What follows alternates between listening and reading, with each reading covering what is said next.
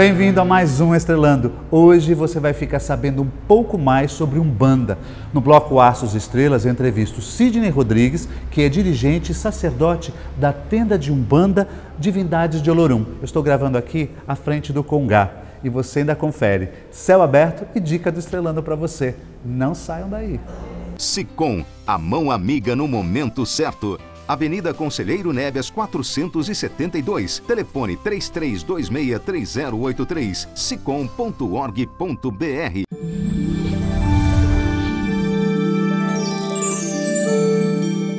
Meu entrevistado de hoje é Sidney Rodrigues, ele que é do signo de Gêmeos, tem a lua em Touro, mas, na verdade, ele é filho de Oxóssi e de Oxum. Não é isso, Sidney? Sim. Muito obrigado por estar aqui presente. Nós estamos gravando aqui. Olha, eu quero agradecer muito, porque nós estamos gravando aqui, na verdade, na tenda, é chamado de Tenda de Umbanda Divindades de Olorum. Você é conhecido, Sidney, por um pai de santo, seria isso? Externamente ainda a denominação pai de santo é muito utilizada.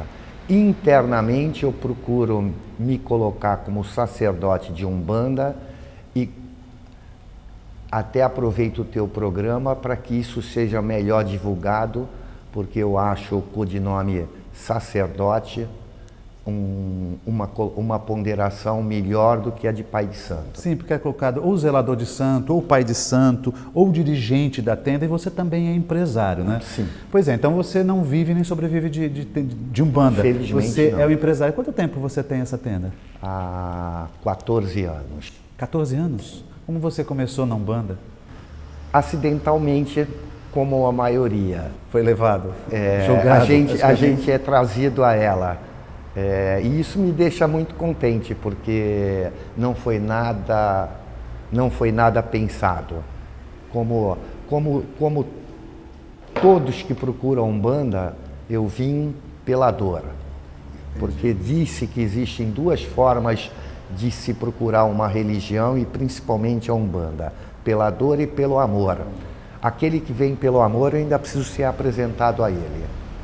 Eu não conheço. Sidney, queria uma pergunta. A Umbanda ela foi oficializada em 16 de novembro de 1908.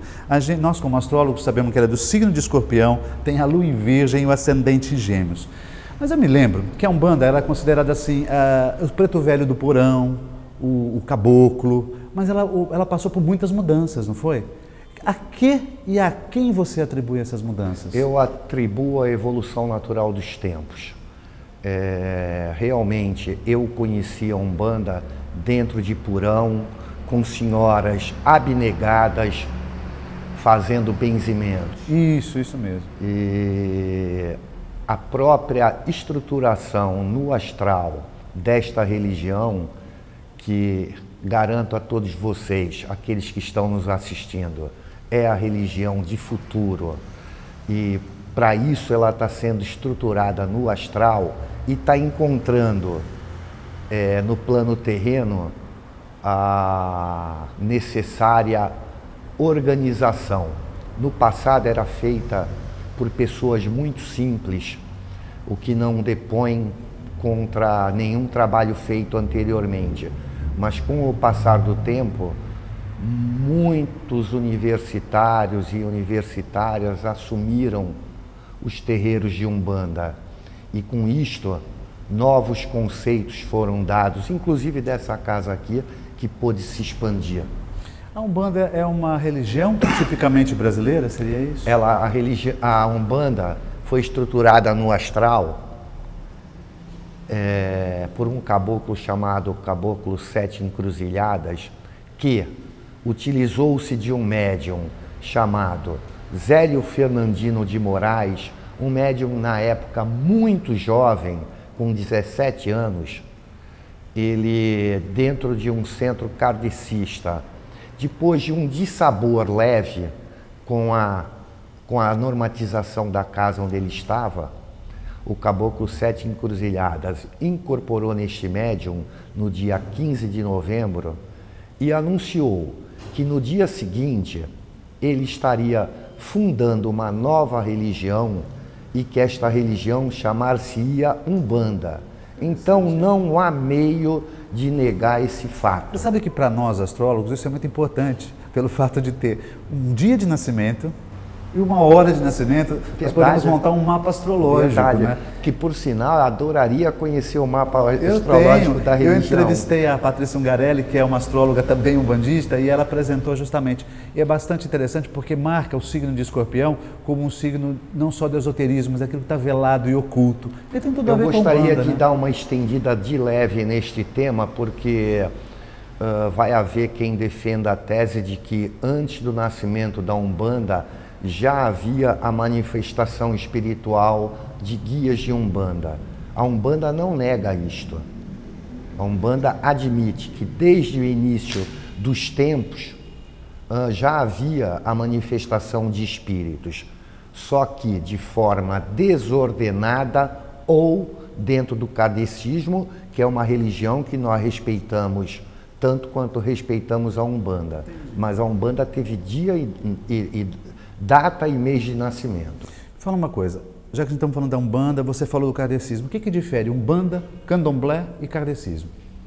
É uma pergunta difícil de responder num curto espaço de tempo, mas eu vou tentar fazê-lo. O Candomblé é a religião da manifestação de orixás. A Umbanda manifesta guias espirituais. E o kardecismo manifesta pouco. Manifesta? Pouco. Pouco? Sim. As reuniões kardecistas são feitas mais pela fé do que pela incorporação de espírito. Entendi. Não deixando de admitir que em alguns casos existam. Mas elas são mais feitas por palestras e passes magnéticos aonde o médium não está incorporado. São fluidos que ele repassa à pessoa atendida. Então vamos lá, no kardecismo nós não temos orixás. No candomblé tem orixá, sim, mas na Umbanda também tem orixá. Tem, só que a Umbanda trabalha, atua com guias espirituais e não com orixá. Ou seja, os orixás são considerados forças e elementos da natureza. Sim. E os guias espirituais... São representantes dos orixás aqui na Terra. Eles se colocam em falanges, todas trabalhando para o orixá. Isso é só fundamentação religiosa. Ok. E os guias espirituais, eles já viveram e são desencarnados?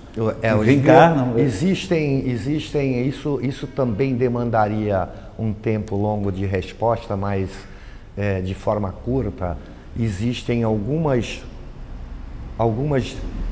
diferenciações. Uns são espíritos humanos absolutamente iluminados e foram iluminados por sucessivas encarnações e sucessivas passagens pelo mundo espiritual, dando a eles cabedal para atuar na Umbanda em nosso benefício. Existem também os chamados naturais e os chamados encantados. Os naturais são espíritos que não fazem parte da rota de humanização, e os encantados fizeram parte da rota de humanização. Eu observo que, como exemplo, nós temos um dos mentores dessa casa que chama-se Seu Zé Pilintra, que ele é um encantado. Ele esteve na rota de humanização, mas não se encontra mais nesse momento nessa rota. Ele é um encantado. E os pretos velhos e os caboclos? Os pretos velhos e caboclos e os demais guias de Umbanda são seres iluminados que, na maioria dos casos, por opção, se colocaram dentro da linha A, B ou C. Traduzindo isso, um preto velho não é necessariamente, como se pensa, um preto e um velho. Ele normalmente ele por opção pura e simples, ele pode ter sido um padre da Igreja Católica, um grande médico, e no astral, quando ele se encontrou com a religião de Umbanda, ele, engostando em gostando dos preceitos dela, ele trouxe para si a vestimenta de preto velho e vem atuar conosco na linha de Umbanda. Da mesma forma, um caboclo não é necessariamente um índio. Um caboclo, até diria eu, que muito raros sejam de fato o que eles dizem ser, porque eles são de fato, por terem vivido sucessivas encarnações, eles já foram muita coisa e por opção eles estão conosco na linha de Umbanda. Entendi. Sidney, tem uma outra pergunta para fazer, porque as pessoas falam sobre orixás, né? Todo mundo tem um orixá. Eu gostaria de saber como que a pessoa que não é da área ou que não frequenta poderia saber qual é o seu orixá, de que forma, através da Umbanda, a pessoa sabe do orixá, mas vou deixar para o segundo bloco, tá bem? Combinado. Não saia daí, a gente volta já já.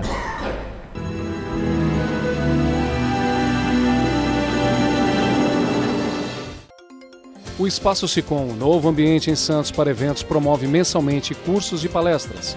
O objetivo é informar e capacitar síndicos, condôminos e administradores nas áreas civil e trabalhista, incluindo o curso de síndico profissional.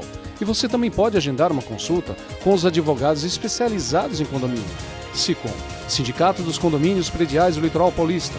Informações 13 3326 3083. A Wagner Dental, atuando há mais de 12 anos no ramo odontológico, oferece vários equipamentos, além de acessórios para implantes, ortodontia, periféricos, próteses, clareador dental e agora também com a linha D700 da marca da Biatlante. Wagner Dental, a sua dental na Baixada. Consulte pelo telefone 3284-0939.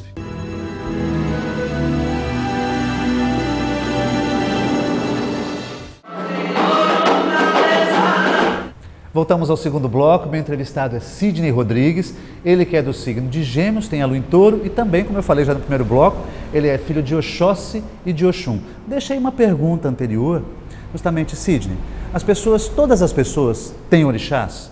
Quais os orixás de cabeça? Como uma pessoa pode saber através da Umbanda qual é o orixá de cabeça dela? Se é masculino, se é feminino? Perfeito. Primeiro, orixá de cabeça, o ser masculino tem um orixá de cabeça masculino, o ser feminino tem um orixá de cabeça feminino. Então, um homem, o orixá é masculino, a mulher é feminino. Sim, pode haver a troca? Lembrando, não pode. Lembrando que, como eles trabalham em par, o trono do amor é composto pelos orixás Oxumaré e Oxum. É evidente que uma moça que tenha o seu orixá de cabeça, mãe Oxum, ela passa a ter também Oxumaré via de consequência, apenas isso, tá? No candomblé, o orixá de cabeça é identificado através do jogo de búzios. Na Umbanda, o orixá de cabeça é identificado normalmente pelo guia-chefe da casa.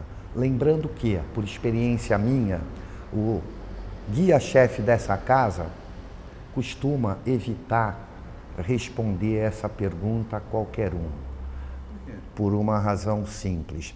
Normalmente, as pessoas, quando reconhecem, identificam o seu orixá de cabeça, passam a cultuá-lo. E a Umbanda não cultua um orixá. A Umbanda cultua toda a gama de orixás de Umbanda. Para que não fique aquilo, eu sou filho de Oxóssi, vou cultuar Oxóssi. Eu cultuo a Umbanda. Eu sou filho de Umbanda. Então, no caso, o filho de santo deveria cultuar vários orixás, todos não só o orixás, dele. Todos. Todos de forma igual. Esta é a recomendação que eu faço, tanto ao médium de Umbanda quanto ao consulente de Umbanda. Entre acender uma vela para Iemanjá, acenda uma vela para todos os orixás. Todos eles somados formam o todo. E é até curioso, porque cada um de nós consegue, se tiver um pequeno conhecimento da religião, identificar dentro das suas necessidades, para qual orixá ele poderia acender essa sua vela. Mas, ainda assim, eu prefiro que ele entenda que a Umbanda é feita por um todo, e um todo são os orixás, e não o seu orixá. Então, quando uma pessoa ela resolve se entregar ao sacerdócio, a entrar na Umbanda, ela vai descobrir que tem um orixá. Dentro da Umbanda, vocês fazem uma feitura? Não trabalhamos com isso. Não é dentro da Umbanda. Dentro da minha casa nós não fazemos isso. Entendi. Há algumas linhas de Umbanda, alguns terreiros de Umbanda que ainda trabalham com feitura. Dentro da modernidade da Umbanda, muitos dos preceitos antigos, eu iria chamá-los de arcaicos, mas temo que ao chamar de arcaico, pensem que eu estou denegrindo com algum terreiro que ainda trabalhe com isso, e longe de mim. Eu respeito todas as formas de trabalho, até porque eu acredito que a Umbanda é feita pela soma de todas as Umbandas, e a minha é uma só. Falando em orixá, Exu, linha da esquerda e linha da direita. O orixá também é considerado o Exu também é considerado um orixá? O Exu também é um orixá. A linha de Umbanda é feita... Exu que eu digo engloba Pombagira também? Sim, engloba Pombagira e engloba Mirins também. Exu Mirim, Pombagira Mirim. E curiosamente é o único orixá que tem como nome do trono o orixá Exu, porque os demais tronos são feitos, trono do amor, trono da fé, e o trono de Exu é o trono de Exu, o trono da vitalidade. E ele é identificado pelo seu nome. E ao ser identificado pelo seu nome, dá uma certa impressão de que nós deixamos para trás Pombagira e os Mirins. E não, são exatamente membros da mesma força. Ok. A sua casa é chamada de Tenda de Olorum. Quem é Olorum? Olorum é Deus. Existe Deus é único. Não existem dois. Então, existem sim alguns nomes cultuados. Deus, Tupã, Zambi e outros mais. De toda forma, nós procuramos identificar que sem a presença de Deus, nós não estaríamos aqui. Médium consciente, semiconsciente e inconsciente. Me parece que isto é É um dilema. É um dilema bastante grande para o médium quando entra. Ele sente a manifestação do orixá ou do guia espiritual dele, mas muitas vezes quando ele incorpora, ele fica consciente. Muitas vezes semiconsciente, não lembrando nada depois, e às vezes ele fica tomado, que se diz, né? Ele fica completamente inconsciente. Como que você lida no seu centro com esses médiuns? Porque cria uma certa interrogação neles, né? A incorporação do médium de Umbanda, que no passado era tabu, não se discutia, então havia tanto a semiconsciência como a inconsciência e a consciência, mas até o ano de 2000 se trazia à Terra médiums, mais frequentemente os médiums inconscientes. O astral, identificando que médium necessita tanto de aprendizado quanto aqueles que ele atende, ele trouxe a mediunidade semiconsciente para que cada mensagem que o guia espiritual passa a um consulente, ele está passando ao seu médium. Então vamos imaginar, se você me permitir que eu roube um instante do teu tempo, vamos imaginar que por sessão eu atenda 20 consulentes. Para cada um deles, o meu guia deu 2 mensagens. Quantas mensagens eu recebia? Eu recebi no mínimo 40. Então, a semiconsciência tem como objetivo trazer iluminação ao médium de Umbanda. Bonita interpretação. Como se mantém um centro de Umbanda? Essa é uma outra... Porque você não é somente um sacerdote que vive disso, né? Esse é um outro dogma. Eu imagino que o seu terreiro aqui, a sua tenda tem... carregar dentro da Umbanda gastos. Um terreiro de Umbanda. A Umbanda tem como máxima a manifestação do espírito para a prática da caridade. E a manifestação do Espírito para a prática da caridade já nos traz um cerceamento. Caridade confunde-se com gratuidade. E o centro de Umbanda, realmente, todo centro de Umbanda deve viver de fazer caridade. E todo terreiro de Umbanda que eventualmente cobre, você ponha, em vez de um pé para trás, põe os dois e saia correndo.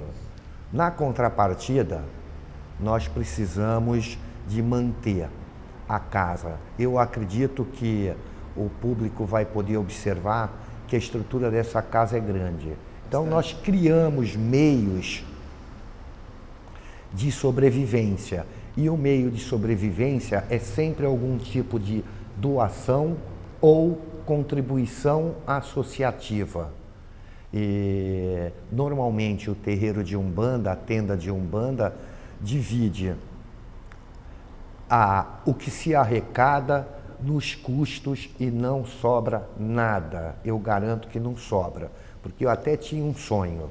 O meu sonho era, se eu acredito que o trabalho que eu faça dentro desse terreiro de Umbanda seja um trabalho positivo, eu gostaria muito de estendê-lo. Como estender um trabalho de Umbanda abrindo novas tendas, se eu não consigo uma arrecadação maior para que cubra a custo e tenha que tenha algum dinheiro a ser guardado? Ficou compreendido isso? Ficou. Duas perguntas rápidas e básicas. O que mais procura um consulente no centro, uma tenda de Umbanda? Um consulente, independente do que ele procura, porque muitas vezes ele vem com necessidades do dia a dia, e a necessidade do dia a dia é emprego.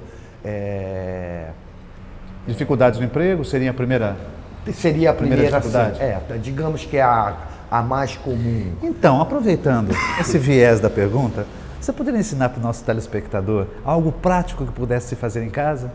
Qualquer um pudesse fazer, independente da linha de trabalho que ele tenha. A primeira coisa, ter muita fé em Deus. A segunda coisa é manter o seu aparelho de forma positivada. O aparelho é seu corpo, entenda bem. Seu corpo físico. E seu corpo físico e seu espírito também. Isso. Espírito, um ser humano é composto de perispírito, espírito e corpo físico. Correto. E o terceiro? Este trio compõe um ser humano. E uma boa propositura seria um banho que contivesse alecrim, folha de louro e alfazema. Alecrim, isso são folha de louro e alfazema. Qual o objetivo desse banho? O objetivo é regenerar o corpo físico, deixar-nos fortalecidos. E é um banho de ervas? É um banho de ervas. A erva seca ou erva natural? Ou opte por um ou pelo outro. Não misture ervas. Ou opte as 3 secas ou as 3 frescas. Sidney, quero te agradecer, e vai sair na nossa tela aí, no GC, justamente os dias de atendimento, o endereço do Sidney. Quero te agradecer muito em ter aberto o seu centro, as suas tendas, né, para dar essa entrevista. Eu é que agradeço a oportunidade de poder ter falado um pouco de religião de Umbanda, que ainda é uma religião com muito pouco espaço na mídia e que você está abrindo para nós. Eu que agradeço você. Muito obrigado. Não saia daí, a gente volta já já.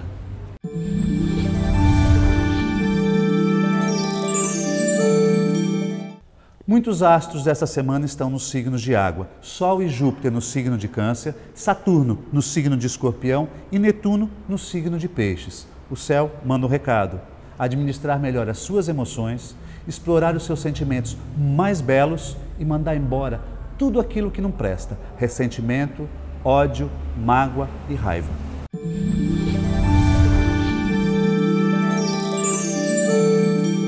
Confira agora as dicas do Estrelando para você. A Escola Santista de Astrologia promove no dia 18 de julho a excursão para o fenômeno do algodão, transporte e materialização através do algodão. Informações 3284-9714 ou 3394-9714. O Estrelando de hoje está terminando, espero que vocês tenham gostado dos esclarecimentos sobre a Umbanda. E aqui vai uma mensagem para vocês, que é uma oração da Umbanda de um autor infelizmente desconhecido. Senhor, fazei de mim um instrumento da vossa comunicação, onde tantos mistificam que eu leve a palavra da verdade, onde tantos procuram ser servidos que eu leve a alegria de viver, onde a vida perdeu o sentido que através da Umbanda eu leve o sentido de viver, onde tantos olham para a terra, que eu seja um espelho de Aruanda a refletir a sua luz na terra.